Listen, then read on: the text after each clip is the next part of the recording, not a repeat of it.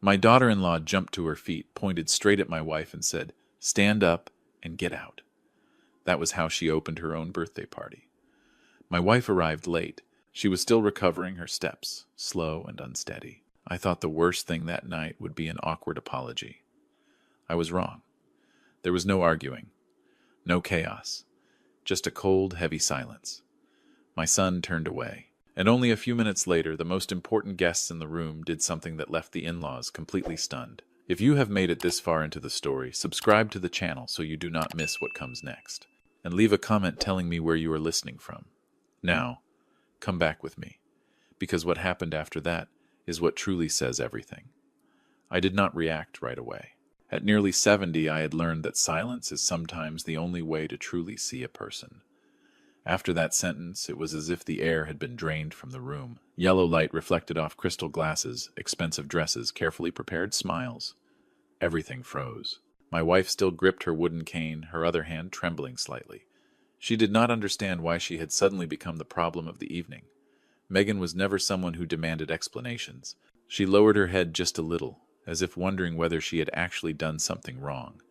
I saw that moment. The moment when a woman who had spent her entire life teaching children kindness was suddenly forced to question her own worth in a room full of strangers. Mia sat back down almost immediately, as if she had only made a small reminder. She adjusted her dress, glanced around, waiting for approval. The Miller family sat across from me. They said nothing, but their eyes said enough. They were watching to see who had the right to decide whose value mattered in that room. I turned to look at my son. Ethan did not look at me. He checked his watch, a new habit I had noticed recently. Everything in his life now seemed measured in time and appearances. He let out a soft breath, as if this situation tired him more than it confused him. "Mom arrived 15 minutes late," he said evenly. "Mia is right. Your presence does not fit the atmosphere of the party." No one in the room objected, and it was that silence that made me understand this was not spontaneous. It had already been accepted, at least in their minds. I looked around the table. Old friends of mine were scattered among the guests. Some had worked with me for more than 30 years. Some I had helped through the hardest periods of their lives. They were not loud people, but I could see the change on their faces. Not anger, disappointment. Megan squeezed my hand gently. "Very gently," she whispered, almost without sound. "Maybe we should just go home, dear." That hurt more than any insult. Not because it was weak, but because it was familiar. All her life she had been used to stepping aside, keeping the peace, not troubling anyone. But that night I knew that if we stood up and left quietly, this would happen again. Not just to us. I stood up. I did not tap a glass. I did not raise my voice. I simply stood straight the way I had when making the hardest decisions of my life. I placed my hand on the back of my wife's chair and helped her stand. I did not look at Mia. I looked at Ethan. "I understand," I said. "If our presence is a problem, then we will not make anyone uncomfortable any longer." I thought someone might sigh with relief. But no, the silence remained. What happened next was not part of anyone's plan. An old friend of mine stood up, then another. No one said a word. They put on their coats, nodded to me and Megan. Chairs scraped, glasses left half full on the table. The Miller family began looking at one another, confused. Mia turned to her mother, then to Ethan. She forced a smile. For the first time that evening, she seemed to realize something was slipping out of her control. In less than 2 minutes, half the table was empty. There was no arguing, no accusations, just slow, deliberate footsteps leaving the room. I heard someone whisper behind us, "We should not stay." When Megan and I stepped outside, the cool New York evening air made her shiver slightly. I draped my coat over her shoulders. She said nothing, but I knew she was trying to stay composed. Behind us, the restaurant lights were still bright. That lavish birthday party continued, at least on the surface. But I knew that, from that moment on, something had cracked. Not our dignity, but the polished illusion they believed was untouchable. That night, as the car pulled away from Central Park, I did not think about revenge. I thought about only one thing. If my silence had made them this confident, then it was time for them to hear the truth. And the truth, when revealed at the right moment, always has its own way of closing doors that were once opened with arrogance. On the way home, Megan rested her head against the window, her eyes closed. I did not ask anything. There are moments when questions only make things heavier. The city kept moving outside, lights reflecting across her face, tired but resigned. The silence in the car was not uncomfortable. It felt like a necessary pause, before a person is forced to look back at a very long road. That night after Megan had fallen asleep, I sat alone in my small study. Old habits returned without effort. I opened a drawer and took out a folder I had not touched in years, not because I needed to prove anything. But after that evening, I needed to be sure I still remembered who I was, and how I had made it here. Ethan was not always like this. There was a time when he called me every weekend just to ask how to handle some small problem at work. When he decided to move to New York, I did not object. I simply did my part quietly, the way I had done for decades. The apartment in Manhattan did not appear by chance. My name was never on it. I did not show up at any celebration dinners. The money passed through an old family trust, under a third party's name. I chose that path because I believed that if my son did not feel directly indebted, he would live more freely. Looking back now, that may have been my first mistake. Mia's company was the same. The early plans were sent to me for advice. I gave very little input, but the initial capital was substantial. I believed that quiet support would help them focus on building something real instead of being consumed by the need to prove themselves to the world.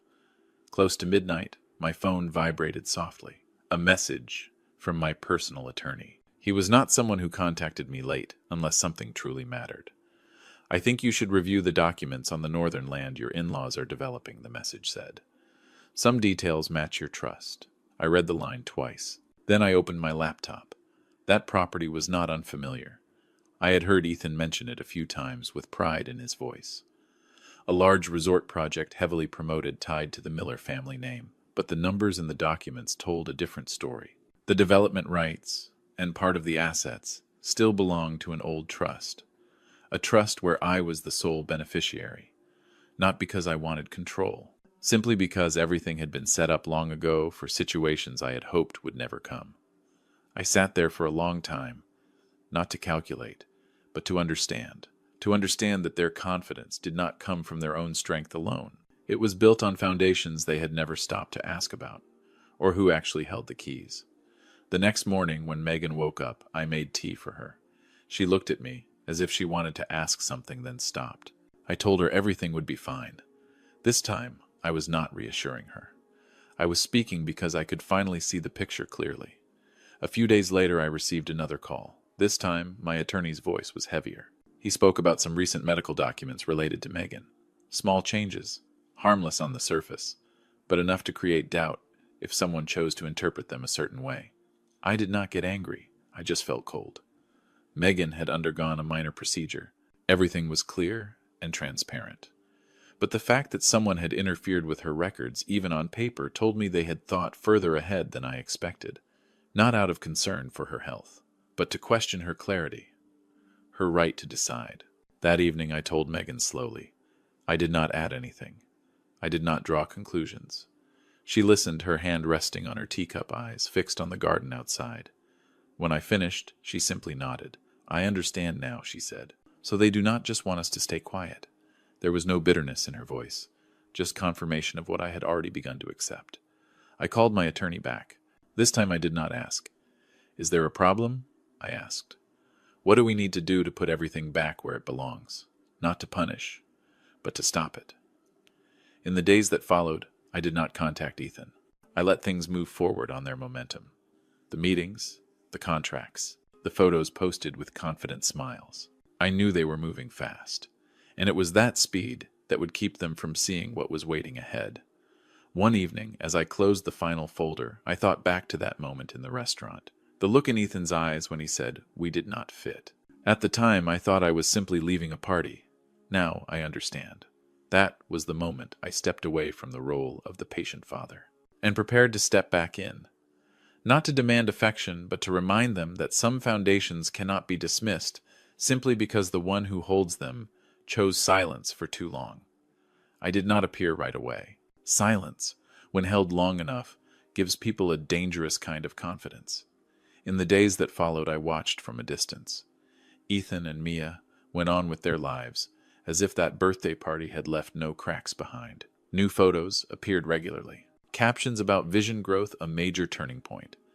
They were preparing for an important signing ceremony with international investors, an event promoted as proof that they had truly joined the ranks of the successful. I knew that ceremony because my name was on the guest list, not as Ethan's father, but as the head of the legal entity with final decision-making authority. That morning, I put on an old suit, not the kind people post online, just what I have always worn when making long-term decisions. Megan walked me to the door. She did not ask what I was going to do. She only said softly, "Do what you believe is right." The ceremony took place in a large conference room, glass walls overlooking the city. Everything was perfectly arranged. Background music at just the right level. Handshakes at the right moments. Mia stood at the center, confident, comfortable under the attention. Ethan stood beside her, nodding often like someone used to being recognized. When I walked in, no one noticed right away. I chose a seat in the back row. I was not there to impress anyone. I was there to end a chain of misunderstandings. The presentation began. Figures appeared on the large screen.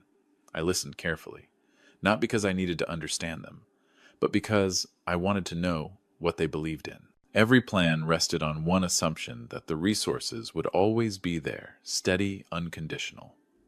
When it was time for the signing, the moderator invited a representative of the largest stakeholder to say a few words. The room fell quiet. I stood up. I heard a few murmurs. Some people recognized me. Others did not. Ethan turned around. His eyes lingered on me longer than necessary. Mia hesitated slightly but kept her smile. "I will be brief," I said. My voice carried more clearly than I expected. Not about vision, about reality. I did not look at the screen. I looked at them.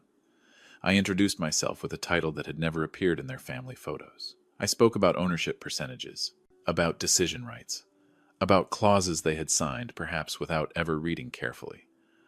No one interrupted me, not out of politeness, but because they were beginning to sense that something had drifted off script. I moved to the second part. Documents were distributed, not to embarrass anyone, just for comparison. Unclear expenses, signatures appearing where they should not have been. I did not name any wrongdoing.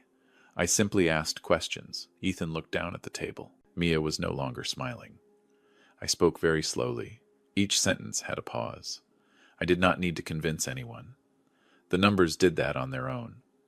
Investors began exchanging looks, not tense, just cautious. "I am not here to shame anyone," I said. "I am here to clarify boundaries. The boundary between support and dependence, between trust and misuse, between family and interest." I announced the withdrawal of all capital tied to projects associated with the Miller family. No raised voice, no threats, just a decision delivered like countless others I had made in my life. The room grew quiet in a different way. No excitement, no applause, just faces recalculating everything. Mia turned to Ethan. This time there was no confidence in her eyes, only a question. Ethan had no answer. I ended with one simple sentence. "When the foundation changes, everything built on it must be reconsidered." I sat down. I did not wait for reactions. I did not wait for explanations. The ceremony ended earlier than planned. Handshakes became hurried. Conversations were cut short. I left first while the room was still adjusting its breathing. Outside, the sky was overcast. I stood there for a moment, watching people pass by. There was no sense of victory. Only a quiet relief, like closing a door you had left open for far too long. That evening, Ethan called me. I did not answer, not because I did not want to talk, but because some things, if spoken too soon, become nothing more than excuses. I knew that from that moment on, the first pieces had begun to fall. Not loudly, not dramatically, just the natural consequence of a structure built on misunderstanding finally facing the true weight of itself. After that ceremony, I did not need to follow the news to know what was happening. Real change rarely shows up in headlines. It happens quietly, in calls that go unanswered, in meetings postponed without a new date, in the eyes of people who once rushed to greet you. Ethan called several times the following week. I let the phone ring until it went silent, not because I was angry, but because I knew that if I answered, then we would only talk about feelings. And feelings cannot fix what has been placed in the wrong position. Mia was different. She did not call. She sent messages, short, polished, exactly the way someone used to controlling appearances would write. At first, polite questions, then longer explanations. Finally, impatience disguised as reason. I did not reply to a single one. One rainy afternoon, while I was watering the plants in the yard, Megan stepped onto the porch and said, "They're at the door." I looked up. The familiar car was parked unevenly under the tree. Ethan stood there without a coat. Mia stood beside him, arms crossed. The rain was not heavy, but enough to make standing still uncomfortable. I did not rush. I turned off the hose and set it neatly aside. Some things lose their meaning if done too quickly. Megan looked at me waiting. I shook my head. She understood at once. She went back inside and closed the door softly, not to hide, but to keep this house the last quiet place we still had. I stood behind the glass door watching. Ethan knocked. Once, then again. I did not open it. Through the fogged glass I saw Mia say something. Ethan lowered his head. They stood there slowly, getting wet, no longer looking as composed as usual. I felt no satisfaction, only a quiet contrast between the way they once let my wife stand outside a dinner party and the way they were now standing outside a life they had assumed was guaranteed. Finally, I opened the door just a little, not to invite them in, just enough to speak. "What is it?" I asked. Ethan looked at me. His eyes were red. From the rain or from something else, I could not tell. He spoke quickly, as if afraid I would close the door again. He talked about misunderstandings, about pressure, about rushed decisions. Mia stood beside him, nodding often, adding a few carefully prepared apologies. I listened. I did not interrupt, but I did not respond right away. "When your mother and I were asked to leave, I said at last you did not see a problem. Now that things are no longer convenient, you come looking for us." I did not raise my voice. I simply stated what had happened. Mia opened her mouth, then stopped. Perhaps for the first time she realized that some doors cannot be opened with words. "I am not opening the door today," I said. "Not to punish anyone, but to give you time to think about what truly matters." I closed the door again. I did not lock it, but I did not open it further. They stood there a while longer. Then they left. No dramatic pleading. No promises. Just two figures disappearing into the rain. In the weeks that followed, everything moved quickly, quietly, but clearly. The Miller family began to struggle. Projects were put on hold. Assets once considered secure were suddenly reviewed again. No one called it a collapse, but everyone understood that a long stretch of smooth fortune had ended. The Manhattan apartment was no longer in Ethan's name. His work became fragile. Relationships that once felt close grew distant. No one spoke badly of him. They simply stopped being enthusiastic. And in the world Ethan lived in, indifference was sometimes heavier than rejection. Mia went silent on social media. The luxury photos appeared less often. The parties disappeared. I did not follow any of it, but people still talked, not out of curiosity, but because they too were learning the difference between image and reality. One morning, Megan and I sat at the small kitchen table. She asked a question I knew would come eventually. "Do you regret it?" she asked. I thought for a moment, then shook my head. I only regret staying silent for too long. I decided to do something I had considered before. Not to assert power, but to redefine it. I transferred all the assets, once intended for Ethan, into a new fund. A fund to support education and health care for the elderly. I named it after Megan. When I told her, she was surprised. Then she smiled. Not a proud smile, a relieved one, like something had finally been returned to where it belonged. "My name?" she asked. "Because you represent everything they failed to see," I said. I did not inform Ethan. I did not need to. Some decisions do not need to be understood right away. They only need to be made at the right time. And in that silence, I felt one thing very clearly. The price of arrogance is not material loss.